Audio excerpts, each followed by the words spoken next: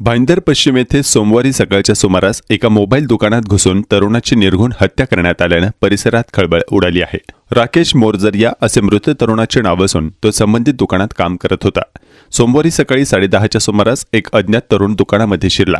त्याने ब्लेडसारख्या धारदार शस्त्राने राकेशवर अचानक हल्ला करत गळा आणि छातीवर वार केले। या हल्ल्यात राकेश गंभीर जखमी होऊन रक्तबंबाळ झाला होता। स्थानिक नागरिकांनी त्याला तातडीने जवळच्या रुग्णालयात दाखल केले, मात्र प्रकृती गंभीर असल्याने त्याला पुढील उपचारासाठी दुसऱ्या दवाखान्यात हलवण्यात आले। तेथे उपचार दरम्यान त्याचा मृत्यू झाला। दरम्यान नागरिकांनी आरोपीला पकडून पोलिसांच्या ताब्यात दिले आहे। त्याचे नाव रोहित पवार असे असून हत्येमागील नेमके कारण अद्याप स्पष्ट झाले नसून पोलिसांकडून पुढील तपास सुरू आहे।